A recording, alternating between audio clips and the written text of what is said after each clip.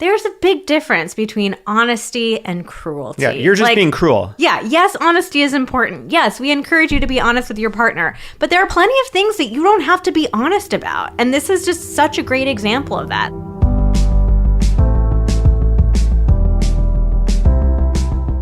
Hello and welcome to the Pillow Talks podcast. We're your hosts, Vanessa and Xander Marin. I'm a sex therapist with over 20 years of experience. And I'm just a regular dude.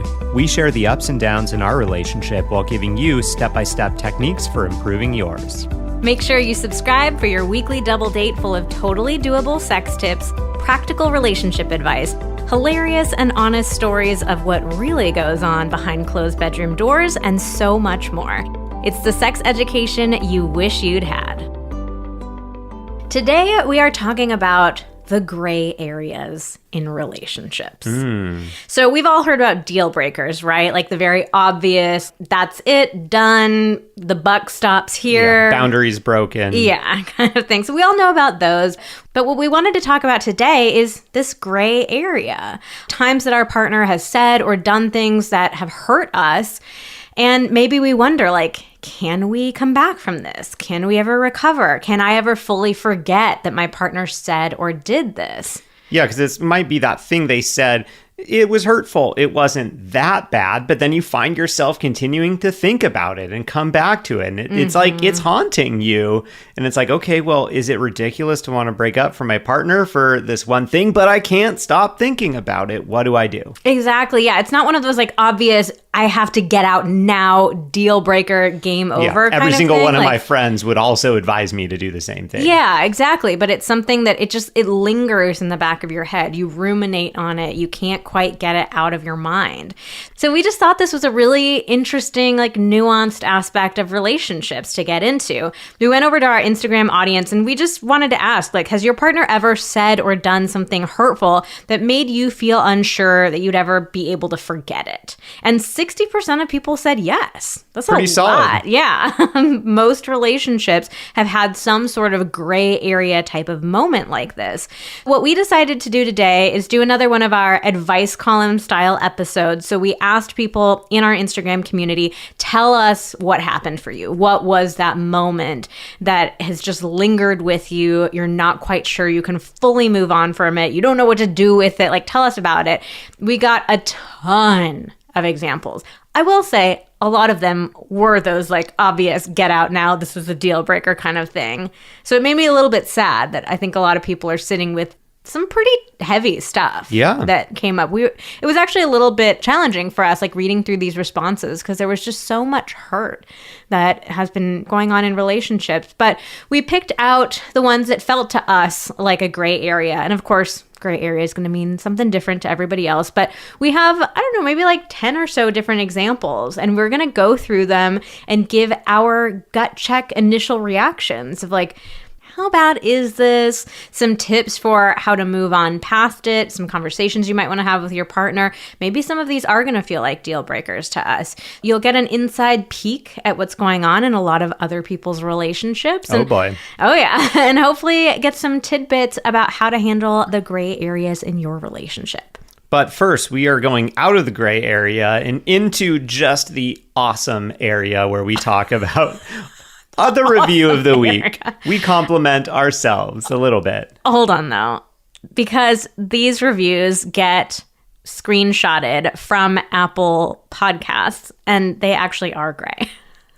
Oh. Sadly, Vanessa is right. They're totally gray. She's right. It's a gray box with text over it.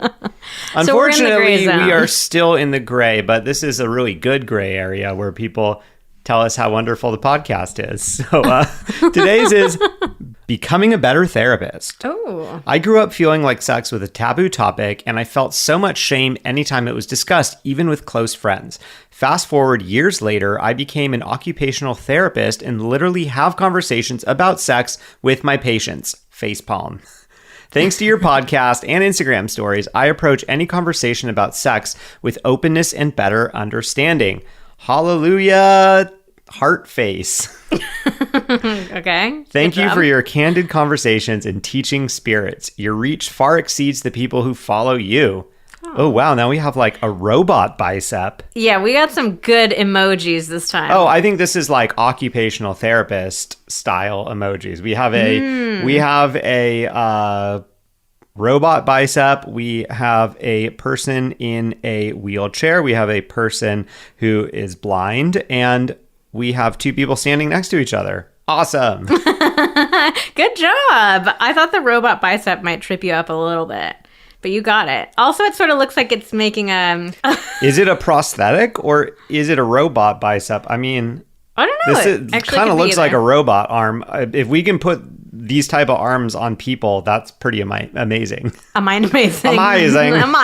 All right. Well, thank you so much for this review. Great emojis in this one. If you haven't Very topical for your situation. Absolutely. If you haven't heard us talk about our little emoji game before, basically we challenge you to put creative, unusual, interesting emojis in there for Xander so he can learn what emojis mean. Yeah, and this was actually great because it wasn't just like face. There was only one. There was a face palm and then like one face emoji, and the rest were other things. So someone actually really heeded your call recently from a couple of weeks ago of like, hey guys, we got to branch out from the obvious face ones. Like, you know, it's all good and fun when I struggle to infer what a face means, but there are so many more emojis out there, so we appreciate that. And we really love getting your reviews. It's seriously like the only way the podcast can grow. It means so much to us to hear your kind words. So we would really, really appreciate if you would take the time to leave us a review. If you've enjoyed any of our podcast episodes, maybe even if this is the first time listening to an episode and you're like, you know what, I'm just going to really enjoy the hell out of this one. Let me leave a preemptive review. Oh, yeah. If you give us 5 stars, I guarantee that you'll like the episode. These first 5 minutes have been absolutely captivating, life-changing. And we do a giveaway every single week. How it works is leave a review on Apple Podcasts. Unfortunately, that's currently the only platform that you can leave a review on. Once you do that, you will be entered into our giveaway every week going forward. We pick a review at random, but let's just say maybe your emoji game doesn't hurt. And that person wins a free mini personalized coaching session. So you can come over to us on our Instagram account at Vanessa Marin Therapy, send us a question, and we will send you back a personalized coaching session with advice. All right, so let's get into it. Do you have any memories of something you've said that I had a hard time recovering from? Oh, yeah, the thing that sticks out most to me, this was so early on in our relationship, and I was so young. I can't remember how we got onto this topic. I think that you were probably trying to be really cute and be like, oh, like, I never annoy you, right? And I said something that I really regret. It took a number of years to live it down. And that was, no, you annoy me all the time. I mean, I think probably I get annoyed by you at least once a day. I get annoyed by you once a day. Okay, first of all, it was not at the beginning of our relationship. This was like a couple years ago. No, it was not just a couple of years ago. It was definitely before we got married, I want to say. Yeah, and I actually realized, I think that I probably misphrased the way I said it. I actually probably said it worse. You annoy me every day is what I probably said. I think you said at least once a day. Yeah, at least once a day. I didn't even take responsibility for saying I get annoyed at least once a day. I just said you annoy me. And you're right. I was definitely like... I don't even know what you would call it. It's not like fishing for compliments. Like, I was like fishing for insults. You kind of were. You kind of were. I'm not sure what you were expecting to get. I was being obnoxious. I think I was probably doing something really annoying, and I was trying to make fun of myself in the moment and be like, oh, I'm just so annoying. But I was expecting you to be like, no, babe, I love you. You're perfect. You're never annoying. Well, after all the years of grief, I got from that, and I also suffered from that. I do appreciate you taking some responsibility for the fishing a bit. The fishing expedition you were or weren't on. Yeah, we're laughing about it now because looking back at now, it's very ridiculous. But my feelings were very hurt. And they were hurt for a long time. Like, oh my God, what is this relationship that I'm in that I annoy him every single day? And again, like, we're laughing about it now. We're able to have some perspective on it. We have moved past it, but for a long time, it didn't feel very funny. And there was this fear in the back of my head of like, well, is this not the right relationship for him then? Am I not the right person for him then? Like, yes, obviously relationships have ups and downs and we annoy each other, but the idea of me annoying you every single day, like, that was very worrying to me.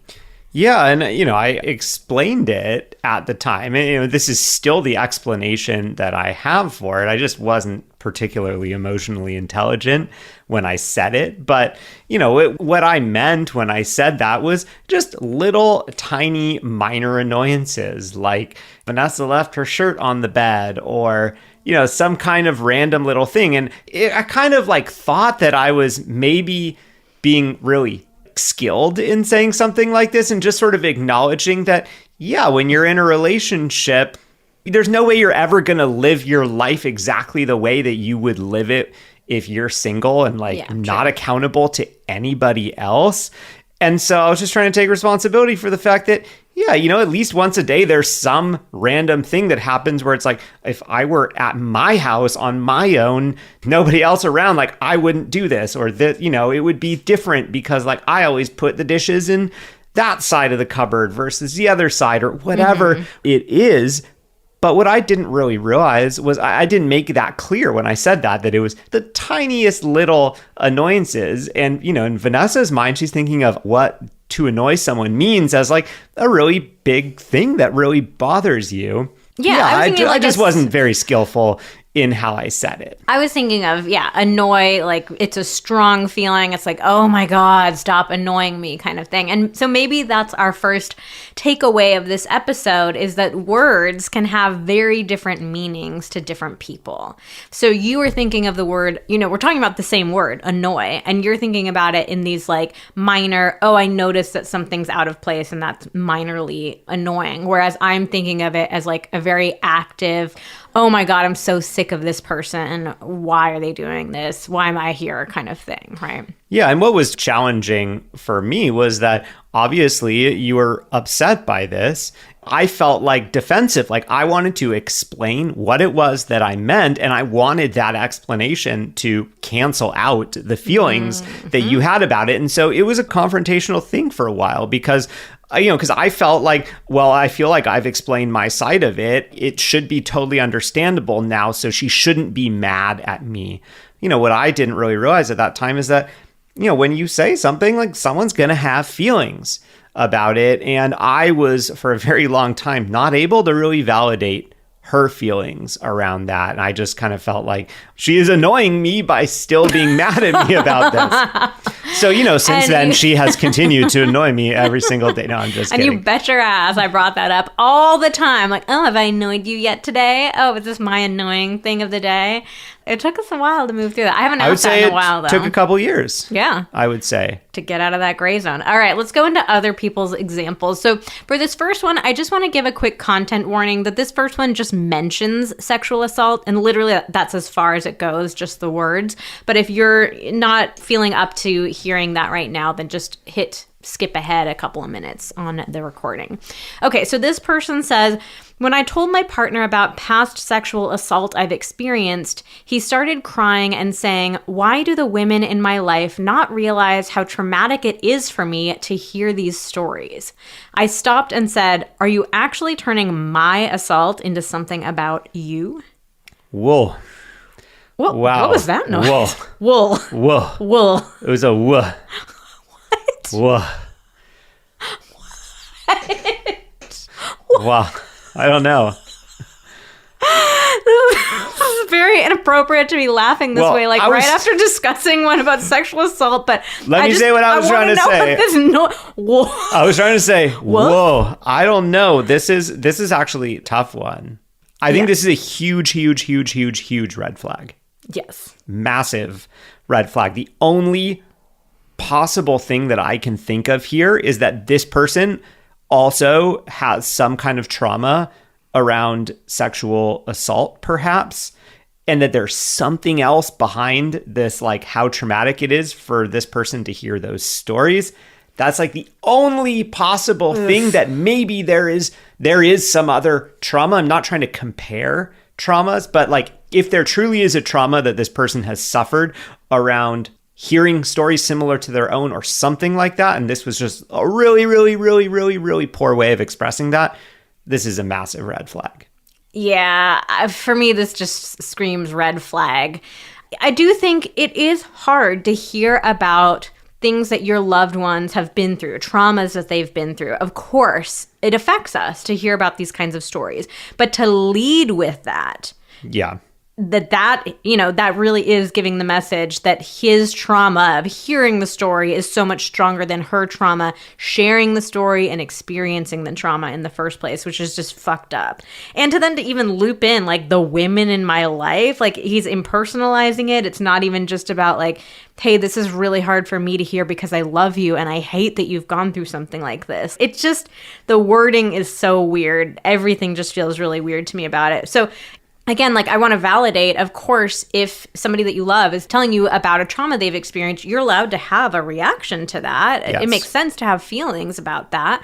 I would have feelings if you told me about experiencing a past trauma, but I would not lead with those feelings. I probably wouldn't even mention those feelings in the first conversation. That first conversation would be all about you. Thank you so much for telling me this. I'm so sorry that you've experienced this. How can I be a supportive partner to you? Not making you feel bad for telling me. Yeah, don't make it about yourself. It has nothing to do with you.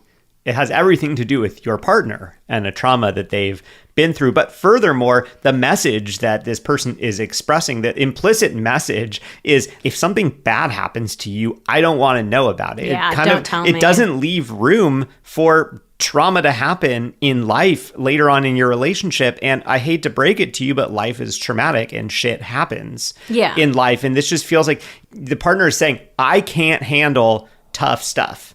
Not only that, I don't want to know about it. I don't want to hear about it. I don't want to see it. This person is kind of living in like a la la land, so to speak. And also, I think the impression that he's leaving her with is making her feel guilty for having told him in the first place. Why don't you realize how traumatic this is for me? You shouldn't have told me. That in and of itself is an unbelievably fucked up thing to tell a sexual abuse survivor for so many reasons. You know, survivors are taught to like not tell anybody, to keep it a secret. Other people don't want to know this. You know, there's so many dynamics that come up. And so to tell somebody about your trauma, it takes a tremendous amount of bravery and courage. And for him to just shoot her down and be like, how could you not realize? Ugh. Yeah. No, I mean, I hate it. Unless this person immediately afterward was like, whoa, oh my God, I am so sorry. Yeah. This was a really fucked up way to respond to you. Wow, I have some work that I need to do on how I handle hearing about traumatic experiences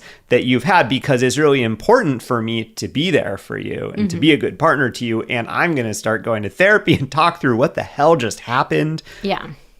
Unless that happened immediately afterwards, I would say run away. Yeah, we're a no-go on this one. All right, the next one is, my husband told me he wasn't attracted to me during the latter half of pregnancy and postpartum. I'm 3 years out now. I can't get that comment out of my head. Ugh. Wow. I'm just going to make this sound after each one that we read. Guys, don't say this. Don't say it. I have a really big issue even if with that this. is what you are feeling inside. Don't say it. Yeah. It doesn't help anybody. It doesn't even help yourself. I could imagine her telling him, hey, that comment really upset me, and him being like, I'm just being honest. Like, this feels like a classic example of a, like, I'm just being honest. There's a big difference between honesty and cruelty. Yeah, you're just being cruel. Yeah, yes, honesty is important. Yes, we encourage you to be honest with your partner. But there are plenty of things that you don't have to be honest about. And this is just such a great example of that. Like, do not tell your partner that you're not attracted to them. And especially during pregnancy, where she is growing your child. She is sacrificing her body to create new life. The two of you have created this new life together. And she's the only one who can do that. It's not like we've made this decision about, okay, who's going to carry the baby? Oh, okay, I'll do it. Okay, sure, fine. Like, she has to do that, right? and it's your joint child together, and she's having to deal with all of these impacts. Like, yes, on the one hand, being pregnant and growing new life is a beautiful thing, and there are also a lot of terrible things that go along with it too, like morning sickness and losing your hair and gaining a lot of weight and not being able to move and having issues sleeping and like all these things. And so for him to fixate on the way that her body looks and not being I'm trying so hard to just not break into screams right now because I'm so mad at this. It's fucked up. It's so fucked up to say this to her. Her body doesn't just exist for you to be turned on by. Like, she's doing something enormous and miraculous. And, like, sorry if it looks a little different. Like, I'm so sorry to disturb you, buddy. Yeah. But this is a challenge because what it was. So what do you say? Run away. This is a really tough one because, you know, I think that there are... Oh, to her? Yeah. Like, you know, this is... You're saying to him, your wife's pregnant, run away. No. What I'm trying to say is, like, this one really, it's a really shitty comment to make. Yeah. But what do you do afterwards? I think you need to go to couples therapy and you need to talk about this. This guy needs to understand that that's a fucked up thing to say, and that he needs to understand the difference between honesty and cruelty. Yeah. And absolutely. if this is so much of an issue for him and he's just straight up not attracted to you, like, maybe he needs to figure out what he wants to do with the rest of his life. But it's not okay to just be like, hey, I'm not attracted to you, with the assumption that means that your partner's just going to go out and, like, I don't even know what this guy expected his partner to do. That's a good question. Like, what does he expect? Like, was she not supposed to gain any weight? Was her body not supposed to look different? She was just supposed to have some, like, miraculous conception where she stayed, like, exactly the same and never changed? Like, what the fuck were you expecting, dude? Yeah, I don't know. I mean, I guess the only thing I can think of is that he's like, now she's going to go hit the gym until she's super hot, or she's going to go get a boob job. During the second half of her pregnancy. And it sounds like he said it twice, because she says the latter half of pregnancy and postpartum. So this sounds like a repeat offense, which raises more red flags for me. If it was like, we all say dumb shit sometimes, and we all say really hurtful things without meaning to, without real, like, we've all been there, right? Where you're like, oh my God, I can't even believe that came out of my mouth. How did I say that? So if this was like a one-time thing, something else was going on, like, it's very hurtful, and they're probably going to need time and maybe therapy to process it. But the fact that it sounds like it's multiple times is really upsetting me too. Yeah. So, I mean, that's why I think you got to go to couples therapy. This is not a one-time conversation. This is like something you got to really process a lot of aspects of this. Mm-hmm. What was going on in the moment when you said that? What do we do now? How do we rebuild trust that, like, if you change your mind about whether you're attracted, or just like, what do we do? Where do we go from here? Yeah. I definitely think a lot of therapy for this couple. Couples therapy, he'll probably need to do some individual therapy. Yeah, I was going to say that. He needs to figure out what is it that he wants, and are there genuine needs or desires that he wants to express to her that are more specific than, I'm not attracted to you, go do something about it. Yeah. I mean, the one thing, if I'm really, really digging deep to try to throw this guy a bone, is like what he was trying to say instead of attracted is like feeling disconnected to you. Because I think that for some people, they don't think about it in terms of connection. They think about it as like, oh, I'm not feeling attracted to my partner anymore. There's not that spark. I'm not feeling drawn to them or important to them. Maybe he was feeling like, you've got so much going on with the pregnancy. I'm feeling left out of it in some sort of way, especially postpartum. We hear about this a lot with dads kind of feeling like, where do I fit into this? Like, she's bonding with this new baby, and it's this, huge change in our lives. And like, the baby is so reliant on her, and I'm not being relied on in that same sort of way. So again, this is like really digging deep for this guy. Or it could be something. Maybe it was like, maybe it was more about the connection for him rather than like straight up physical attraction. Yeah, or it could be, and again, I'm really digging deep again, but I'm just trying to imagine a scenario where maybe she is being really down on her body. Her confidence is really suffering. There's sort of more an emotional aspect to that attraction for him, where he's trying to kind of express like, oh, I'm bummed out by like how down on yourself you are, and that's not feeling attractive to me. And again, this just gets back to, he could have expressed that in a much different way. There's a way better way to address that topic than just kind of doubling down and being like, I'm not attracted to you, and I'm not even going to clarify what that means. Yeah. All right, next up, we have a submission from a male member of our audience. All right. The rare, what are we at now, like 10% of our audience? I think it's even less. Yeah, get your male partners to follow us. Get your male friends to follow us. Your cousins, please. Your dad, your brother. We need some more men in our Instagram audience. All right, this is what this guy said. My partner told me that the man she was with before me had a bigger dick than I do. She said that she didn't like it because it caused her a lot of pain, but I can't get over the fact that she's been with someone bigger.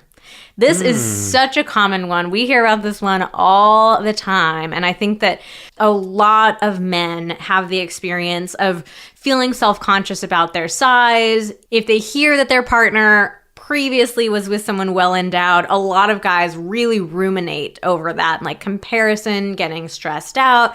And I think a lot of men have a very hard time recognizing that bigger is not always better. And in this case, it is very explicitly not better. Not at all. She literally said that it caused her a lot of pain, which means she didn't enjoy herself. She didn't get very much pleasure. It was bad sex for her.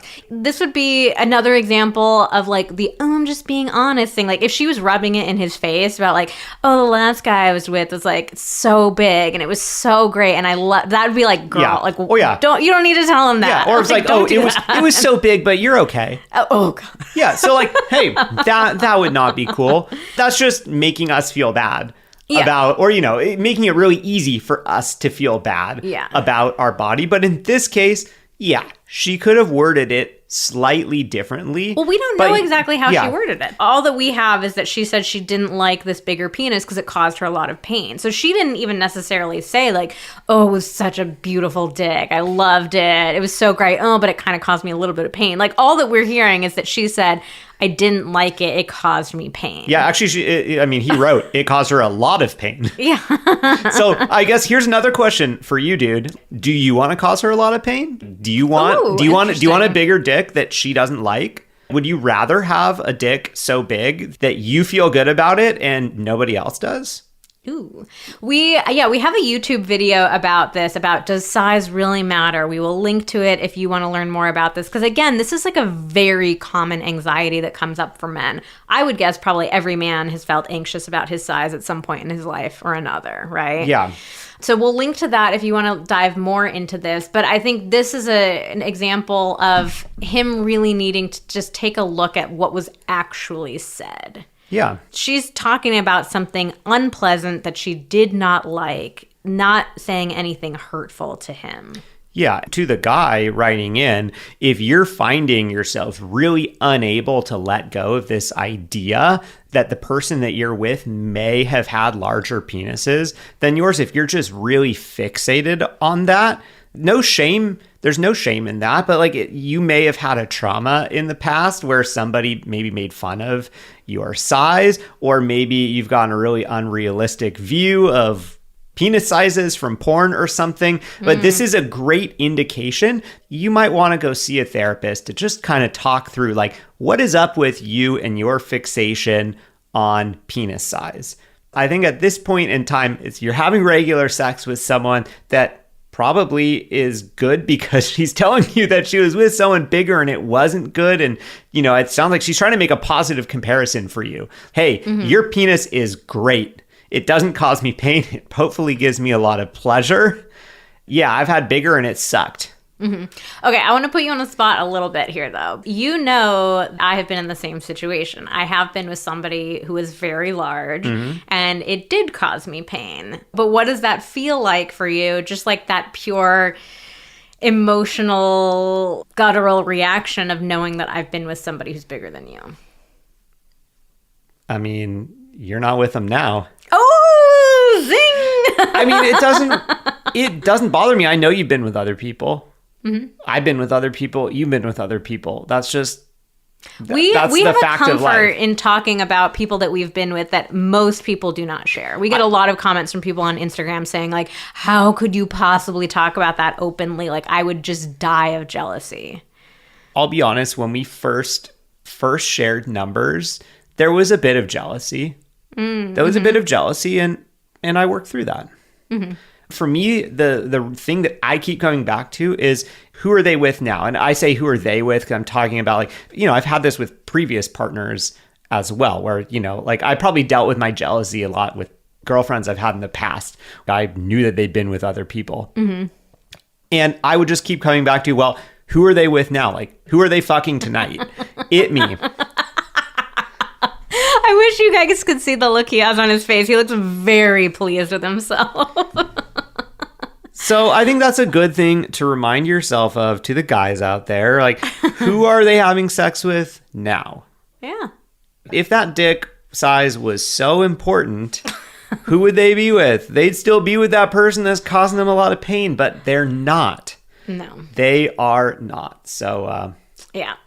Bigger's not always better, guys. Bigger is not always better. It and absolutely is the truth. try to separate as well. Like, as a guy, like, sure, I can totally empathize with that feeling of like, yeah, might be fun to have a really big dick for myself, just for the pleasure of the pleasure of whipping it out and seeing a big honker. But A honker? No, you did not just call it a honker. that big old dick. But wow. You're making me think. We got a DM today. I'm crying. We got a DM today from a woman. We had a woman say, like, my boyfriend calls it his pee-pee, and he asked for Don't me. ever do this, guys. Don't ever for me to touch his those words pee-pee. out of your vocabulary, please. Can you imagine being like, just whipping out your big old honker? I mean, like, look at this big old pee-pee. Oh, yeah. Yeah, so, there would be a novelty. There would be a novelty to being like, oh, yeah, look at this big pee-pee. I got to two-hand this thing. Two-handed pee-pee. But What would you do if you Wait. just had like a massive dick? Tomorrow you wake up and it's just like double the size. I would be very worried. I would be very concerned about my ability to continue having sex with you or anybody for that matter. Or anybody. Hold on, why are you worried about having sex with other people? What? No, I mean, what I'm trying to say is I would be worried about my prospects for having sex with anybody ever. Why are you thinking about other... You are in trouble, mister. Why my are you thinking God. about having sex with other people ever? Well, I'm thinking if my penis was magically twice the size tomorrow, like, would you stay with me? What would happen? Be like, this isn't what I signed up for. This pee-pee is too big. I'm out of here. You think I would leave you because your penis was too big? I mean, so what would we do? It would be huge. A crack in your voice. What would we do? What do we do? We'd never have sex again. We'd have like 5 O-nuts stacked on top of each other. I'm just being real. Like, my prospects would really diminish. I'm joking. Oh my God. What would we do? I also just might pass out from the amount of blood required to fill that thing up, that pee-pee up. Wow. All right. Okay. Wait. Hold on. Let me roll it back. What I was trying to say when we went on this huge digression on my double penis size, which Double please, to anybody listening, please don't wish for that to happen to me, because I don't want to wake up tomorrow with that. However, what I'm trying to say is, guys, I think that it's important to differentiate your own personal desire of oh, that might be fun. How would that feel for my confidence to be oh, I got a huge cock? Versus in your experience with women, what do women actually like? Are you able to have good, pleasurable sex with women or with your partner? Are you having enjoyable sex with them? If yes, ding, ding, ding, you got a great penis. And you don't need any, let's not rock the boat with your ability to have great sex with someone. So I think it's important to make that distinction of like, yeah, you know what, whatever, to scratch that weird manly itch of mine, it would feel good to have a big dick, but like, I don't need that for my partner. She's literally telling me she doesn't want that. Yeah. All right, let's move on before I actually die. Yeah, man, we kind of really went down a rabbit hole on that one. The episode's just going to all be downhill from here. All right, so here's another one. No penises involved in this one. Oh, no pee-pees. Only tangentially involved. All right, I'm going to gather myself and be a professional here. All right, pull it together, lady. All right, so he told me he wished we never had our child. Oh, God. So I said tangentially, obviously a penis was involved in creating that child. Ugh. He's been a tough kid, and it's been stressful for us. Ugh. Wow. Okay. This is a tough going back one. to earth. This is the tough one. I can see both sides of this one. I do think, though, that this is still an example of how there are more productive ways to share a feeling. Yeah. But to say it like this is not cool. Yeah. No. So I think what you're getting at is, I think it's important for couples and especially for parents to be able to be like honest with each other about some of the just even existential challenges of being in relationships. And obviously we're not parents ourselves, but I can absolutely imagine when you make the decision to have a child, even if you're ecstatically happy 99.9% of the time, like it's still a very challenging job. And I think we don't talk about how challenging it is openly enough. So people really feel shame and guilt when they're struggling and they're not ecstatically happy 99.9% of the time. And so I do think that there's something to be said about being able to have these really, really hard and heartbreaking conversations with each other where you say, sometimes I think about what our life would look like if we didn't have kids, or like, I am really struggling. This is so hard. I didn't realize it was going to be so hard.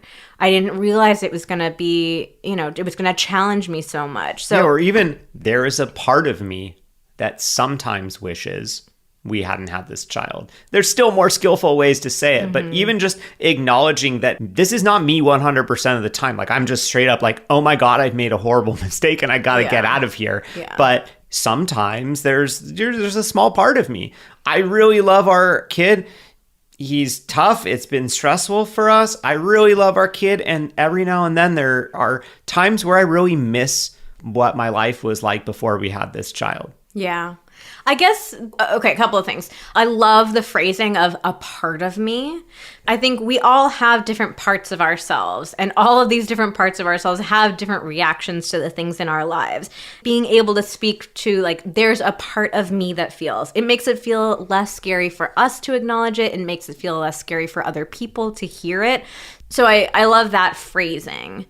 My other thought is, for me, this one really comes down to the delivery. Like, was this a moment of really extreme stress and frustration or sadness or, whatever it was, and it was just something that came like blurting out of him, versus if it's like calm and he just comes to you and is like, I really wish that we had not had our child. I've been thinking about this a lot, and I'm 100% certain that I made a horrible mistake. Like, that is different. Yeah, that feels a lot scarier than, like, I'm sure probably every parent has been in a really tough moment and, like, on the verge of a breakdown and just being like, oh my God, I wish I didn't have this kid. Like, so that's understandable. I guess also what his intent was. Like, again, was it a moment of frustration of just like, I'm losing my mind and I don't even know what I'm saying right now? Versus, I mean, what does he think is going to happen? You give the kid back or something? Like, was there some sort of motivation that he had around saying this? Who are you giving the kid back to? God? I don't know. God, will you take him back? I don't know, man. It doesn't work that way. We're getting into some dark places today, some dark jokes today. Bear with us. I hope this is not somebody's very first time listening to the podcast. But so yeah, the delivery, the intent, those things matter. But yeah, where do they go from here? Because the bottom line is there are no takebacks. He's this child's father for the rest of their life. There is no going back from that. So I guess if I was I don't remember the gender of the person who submitted this. So I'll just say, if I was this person, I would go back to the partner and just say, hey, I heard that comment. I wanted to loop back around to you and just see what came up for you and why you said that. And so depending on what the partner says, like, if they're serious about it or something, then yeah, you guys got to go to therapy, like ASAP. Family therapy, some individual therapy. My hope is that the partner's just he's gonna say like, I really had a moment and I'm sorry I said that. It just kind of came blurting out of me and I don't mean it. Yeah, I could totally see a scenario here where the person who sent us this issue hasn't followed up with them. They heard their partner say this and now they're freaking out. They don't know if the partner was meaning there's a small part of me that feels like this sometimes versus I've thought and thought and thought about this and I've made a mistake. And what happens when we don't check in with our partners about what they're meaning, our imaginations run wild and oftentimes we start to assume the worst. And that is a totally normal and natural thing to do, which is why it's so important to have a conversation with your partner, especially if they say something that is unclear or something where they don't really take responsibility for their feelings about something and instead just state a fact. It's so important to clarify. Like, that's how we get better at communication is looping back around and calling out those things of, it sounds like what you said was really general and broad and maybe a bit vague, and I'm not sure where to take that. So can you tell me a little bit more about what was going on for you when you said that? Yeah. All right, let's get into the next one. I'm a stay-at-home mom. He told me during a fight that if I want his respect, to go get a job. Oh, there's a part of me that really just wants to say red flag. However, let's try to throw this guy a bone. Okay. It was during a fight. Yes. So this might be just a classic example of we are all on occasion assholes during a fight and we say things that we don't mean. I will really throw him a bone here by saying maybe this was a fight over responsibilities. So maybe, because this is such a classic fight that comes up between a stay-at-home parent and a working parent, is the stay-at-home parent feels unseen for all the stuff that they do around the house, all the mental load and labor, and they feel like they, aren't being respected by the partner who is getting the traditional job, because in our society, we've been taught to believe that your worth is determined by the amount of money that you can make and how much of a provider you can be for your family. Not even necessarily the amount of money. It's just like, oh, you're working 40 hours a week. Yeah, work hard. That is worth more regardless of money than the person staying at home. Yeah. We also have a YouTube video about stay-at-home parenting and mental load and all that. We'll link to that too in the show notes. So my guess, again, going back to this, is like maybe they were fighting about responsibilities. She was saying like, I do so much stuff, you don't even see how much stuff I do, or I want more help around the house. And maybe he was getting defensive because he feels like he works a lot and it's really hard for him. And he's not getting validated. He's not getting, so maybe it's something of both of them not feeling validated or seen by the other for how hard they're each working. So maybe that was the context.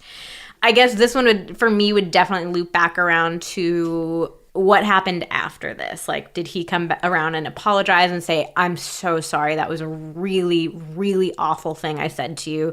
I should not have said that.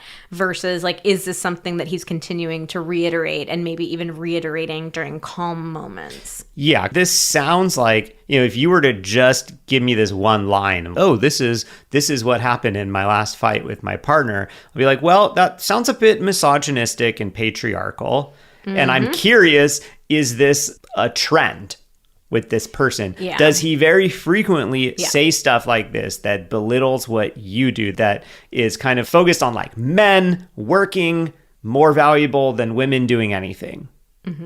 If that is more of a trend and that is an issue for you, I assume it is an issue for you because you've sent us this question. And so if that's a serious issue for you, then that's a question of like, is this someone long-term that I am willing to continue being with when he sees me as less than because I don't work, less than because I'm a woman, less than because of whatever. Yeah. But if this is something that is out of character, or where this person is, their partner is saying, hey, like I'm seeing the ways in which like I overvalue work, or like the way I was raised taught me some skewed ideas of how the world works. And I'm really working on dismantling that.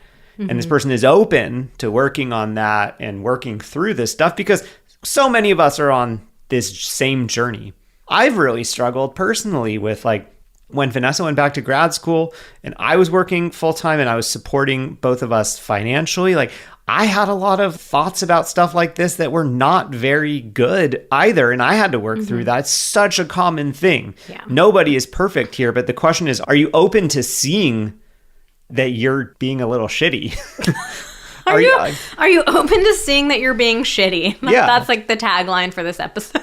Yeah. I mean, like, are you open to seeing that you're kind of that you're furthering some patriarchal and misogynistic ideas, or are you just like, no, this is how the world works, and I see it in this very black and white way. And then to the person sending this in, you got to ask yourself, is this something I can do long term? Yeah. Before we move on from this one, I just want to quickly point out that we have a mental load workbook. So I think one of the big misunderstandings that can happen in relationships when one person is a stay-at-home parent and the other person is working outside of the home is there are a lot of ideas that like, oh, the stay-at-home parent is just like, they just get to stay at home and hang out and do nothing.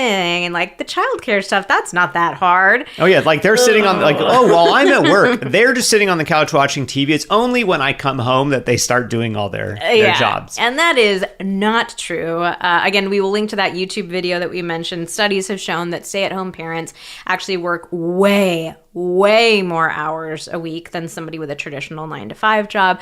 But anyways, we have this mental load workbook. It's really inexpensive, and it is a great way to just get everything out in the open in your relationship, get really clear on all the different responsibilities that need to happen for your relationship, your family, your household, and to make a specific plan for dividing them up in a way that's going to feel good for your relationship. All right, our next one is, partner outright told me they don't think mental illness is real, that it is just an excuse. I've had depression and anxiety for our entire 25 years of marriage and before that too.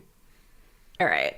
Well, first of all, this is one of the rare cases where we can just definitively say you're wrong. It's real.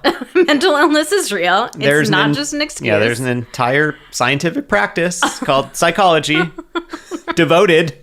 Psychology and psychiatry devoted to the study and treatment of mental illness. And this is also just a very unkind and uncompassionate statement. If you have never experienced mental illness in your life, you are incredibly lucky. But that doesn't mean that it's not real. It doesn't mean that it's an excuse. Believe me, there are millions of people who experience mental illness who would love for it to just be an excuse, that they could just wake up one day and decide, all right, you know what, I'm going to stop being a little shit and making excuses for everything in my life and actually just do stuff. Sadly, no, that is not how it works. So this one would definitely be a loop back around kind of conversation. Was this something that was said in the heat of the moment? Being a jerk, there was some fight that they were having, something going on like that? Or was this a calm, collected statement that maybe has been repeated? That would be, definitely make a big difference one way or the other. And also, like a real clarification of like, I'm concerned about what you said because I have suffered with mental illness for the entire 25 years. That. 25 years of our marriage and before that. So, is this something where you were frustrated or that you have some ideas about this from that you grew up with that you're still working through? Yeah, it's like, where's this because coming from? If you're not, like, what have you been judging me the past 25 years? Like, why are you with me? Yeah. If you feel like I've been making excuses for the last 25 years and where, like, what room does that leave for us? Yeah. Where do we go from here? I almost feel like you got to put that on your partner. Where do we go from here? What are you doing? What are you doing with me? All right. Let's move on to the next one. I was 34 weeks pregnant and had kidney stones for a week. My husband wanted a blowjob, but I was in excruciating pain. He said, "You could have just sucked it up and did it." It made me hate the word and the action for years, and I still hate it. He's also refused to help me with chores if I didn't give him one first. Due to that and other issues in our marriage, we almost ended up divorced last year. Oh, I was reading this and I thought for a moment that it said we divorced last year, and I was about to be like, good job. Yeah. Good job. Not that we ever, I'm not wanting to celebrate divorce in any way. I think we should do a special cut of this episode where it's just my nonverbal reactions to the worst questions. It's just like the question and then, Yeah. I mean, also like, hey, buddy, do you ever want to get a blowjob again? How is pressuring your partner when they're pregnant and have kidney stones to give you a blowjob? How is that going to help you ever get one again? Okay, let's get back into extreme throwing a bone territory here. We see people initiate sex in very, very unskillful ways. A lot of jokey ways. Yeah, jokey ways, the boob honk, we've talked about a lot before. Because initiating sex is really vulnerable, and especially if you haven't been having a lot of sex in your relationship, your sex drives are really mismatched, maybe you've been turned down a lot and you're feeling sensitive about rejection. So a lot of us initiate sex in really unskillful ways. It's like we're not setting ourselves up for success at all, but we can't get ourselves to be more vulnerable or truly intimate with it because we feel so afraid of rejection. So maybe this is this case of like, over a long period of time, this guy has just built up a difficulty with initiating. But like, this really upsets me that she was in excruciating pain and he's still demanding a blowjob. And like, not only that, but he said later, like, it sounds like they had a conversation about this later. It wasn't just an in the moment, like, hey, I want a blowjob. And she's like, dude, I'm in excruciating pain. And he's like, oh my God, I'm so sorry. I didn't realize, like, wrong timing. I'll come back later. Yeah. It sounds like they had another conversation where they talked about it. And he said, you could have just sucked it up and did it. And that is fucked up. Yeah. That is so fucked up of him to say. Suck it up. I mean, literally, he's going to suck it up and suck it up, even though you're in excruciating pain. Like, that's so, I cannot imagine saying that. Like, okay, my brain's exploding. Let me try to put myself in this man's shoes and imagine that you are in extreme, excruciating pain, and you are telling me that you're in excruciating pain. I cannot imagine a level of horniness, and believe me, I've been pretty horny sometimes. I cannot imagine a level of horniness where I would tell you, just suck it up and fuck me, or go down on me, or whatever. Like, so cruel, that's so unfeeling, that's just... Dehumanizing. Yes, that's dehumanizing. It's completely dehumanizing. I cannot imagine being in that situation. Yes. I'm like mad. I'm mad that I even went to the like, let's really try really hard to have some compassion and throw this guy a bone. Like, no, that's fucked up. You're super fucked up, sir. Do not be such an asshole to your wife. Here's what I think about this. What probably will happen if you have a conversation with him, because at this point now it sounds like you're saying it's been, I don't know, at least a year or more years, and you've talked about this before. It's an ongoing issue that he's always asking for blowjobs in exchange for helping out with chores. If you were to kind of just bring up when you ask for blowjobs constantly in exchange for doing like regular household chores that we need to do, that doesn't feel good to me, and you kind of start to bring this stuff up, I bet you what he will likely say is, oh, I'm just joking. It's just a joke. He's gonna yo, you want to give me he's gonna gaslight. Like, you want to just suck my dick and then I'll do the dishes with you? He'll be like, oh, well, I thought that was a joke. Like, we've joked about that forever. So yeah, that's super gaslighty. I bet you that's what he will say. I think a lot of guys go in on sort of sexual humor early on, and maybe no one pushes back the first couple of times. Maybe even there's a couple laughs. And then they keep doing it, and they keep doing it, and they keep doing it, and then the laughs stop. It doesn't feel good anymore. It feels really pressury. You just keep doing it. I think that's what he will likely say. Probably you guys need to go to couples therapy and really talk through how this is like coercive and dehumanizing and really upsetting to you. And he really needs to understand how that's fucked up. And develop a concrete plan for how he can change his perspective on what he thinks he deserves. Yeah, I mean, this couple needs to go to therapy, and he needs to go to individual therapy. There are just some really glaring red flags to me here. Like, it would be one thing if it's like, oh, he's always joking about like, hey, would you give me a blowjob? Or like trying to make these silly jokes about like, oh, I'll do the dishes if you give me a blowjob.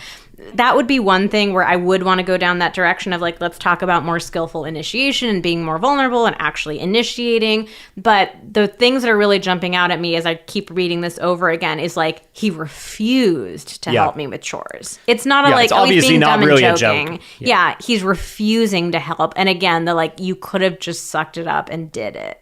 Ugh, no. I don't know. This might be one of the worst ones for me. At best therapy. Yeah. So please get this man into therapy. All right. We've got our last one. I asked him whether he loves me as much as I love him. He said, probably not.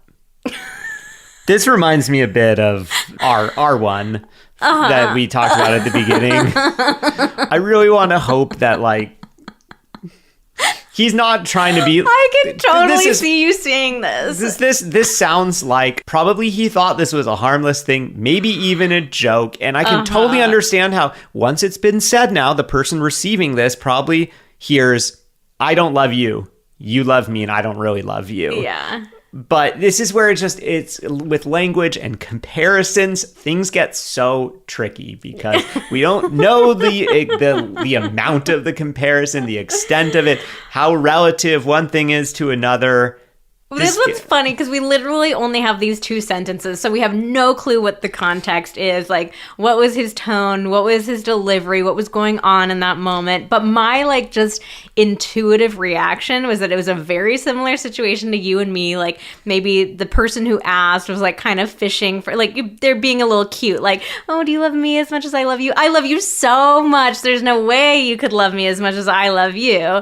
And that this person just, like... didn't really think about it, and they're like, yeah, probably not. Like, you're so being so over the top and lovey-dovey, and you're so cute. Like, yeah, I probably don't love you as much as you love me, but... However, they did say probably not, which does mean they could possibly love you more.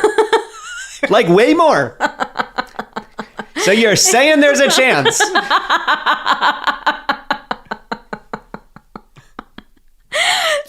We could be totally wrong about this one. Like, it could have been a totally deadpan delivery of like, yeah, I don't really love you as much. Who knows? My intuitive reaction is that this is a harmless, just an example of a classic Xander Marin foot and mouth disease. Yep. So I think that to the person who sent us this, I think you could loop back and just say, hey, I just want to share with you when we had that interaction, something I've continued to think about. This is what I heard. When you said that, you could even take responsibility for it. It's been a while. I don't remember exactly what words were used, but this is what I heard.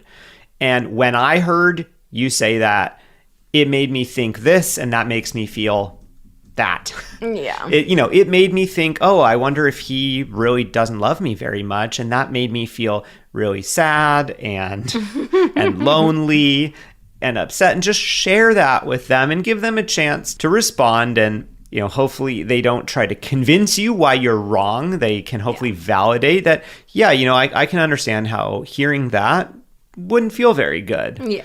And then maybe you could talk about ways that you can each show your love for each other and maybe try to avoid comparisons like that in the future. Yeah. It's kind of like the penis size comparison. Just don't ask these questions. Like if you're a guy, like, and you're worried about your penis size, I can guarantee you asking your partner if they've been with anyone with a bigger penis, not a good question to ask. And similarly, love is a really hard thing to quantify. It's a really hard thing to quantify. I mean, like, it's not a good question to ask. Do I love you more? Do you love me more? Because who the fuck knows? So bottom line of this episode is do not be a Vanessa and ask dumb questions that you don't actually want the answers to and that there are no good answers to. And don't be a Xander and put your big old foot in your little mouth. Probably not. But there's a chance I love you so much more. All right, well, that is all for today. We're really curious to know, do you like these advice column style episodes versus our episodes where we have like a specific topic and we're like, okay, here are our top 5 tips. So come over to Instagram. We're at Vanessa Marin Therapy and let us know, do you like these ones where we share people's stories and like we give our feedback and our reactions to it? So let us know. We will also put in the show notes for this episode a couple of different resources that we've mentioned. We had 2 different YouTube videos. One was about penis size, one about stay-at-home parents. Also, the mental load workbook that we mentioned. That is such a great resource for any couple because every couple has mental load in their relationship. And this is just such an easy and efficient and such a useful thing to do in your relationship. We seriously recommend it for every couple. So we will put links to all of that in the show description. All right, well, that's it for today's episode. Thank you so much for listening. Join us again next week when we talk more about our decision to be child-free.